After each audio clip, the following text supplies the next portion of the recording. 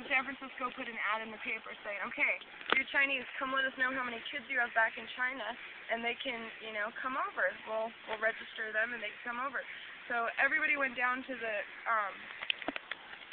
City Hall and said, okay, I have 10 kids. Okay, I have 5 kids. Oh, I got 6 kids.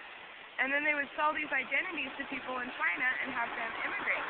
To buy a false identity, it was $100 for every year of your age. So if you were 20 years old, that'd be $2,000. I googled how much $1,000 was back then to what it would be to us now. It's $29,000 to you or me today.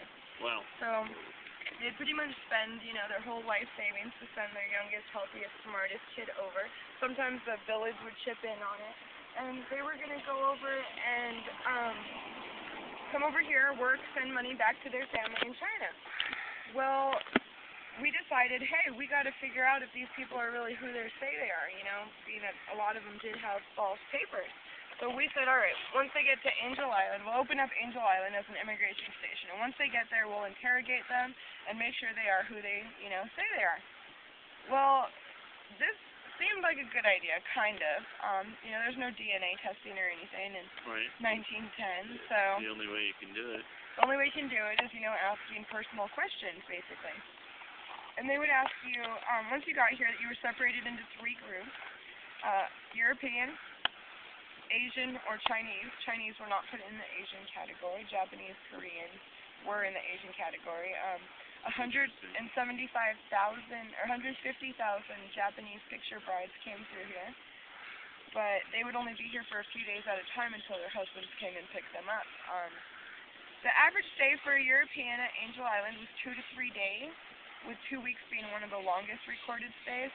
The average stay for a Chinese person was 2 to 3 months, with 4 years being one of the longer stays. Wow. So it was a big difference in how the 2 groups of people were treated. This building that was closest to us was the men's detention, the Chinese men's detention there. And they would stick the guys in there. You'd be separated from your family, and they'd interrogate you, and they'd ask you all kinds of questions, from how many windows are in your house, to how many stairs go up to your front door, where does your father sleep, what picture is hanging up in your dining room, who's in that picture, you know, how many rows of houses are there in your village, how many, you know, houses is yours in from the end, who lives in the 3rd row of houses, 2nd house in. I don't know about you guys, but I can't tell you know about... what the hell they were talking about. Right, and you know, it's like, well, from which side? Are you talking about from the left, or are you talking about from the right? And like, one boy they asked... Do they know the answers to that? Well, they would ask your family in San Francisco, and then they would ask you. And they'd go back and forth, and this could take months or years, and then if you answered them wrong, or they just didn't like your answers, you would be deported. And you were responsible, or your family was responsible for the voyage back. So after they basically just spent $60,000 to send you over here, then now they're going to have to spend another $60,000 to get you back. So a lot of people committed suicide in the bathrooms or on the ships back to China because they didn't want to burden their family with the cost. But the Chinese, being real peaceful people and not wanting to, you know, cause a scene or fight or riot or anything like that or try to escape, they just kind of put up with this imprisonment. And to vent their frustration and their loneliness and their anger, they started writing poetry on the walls.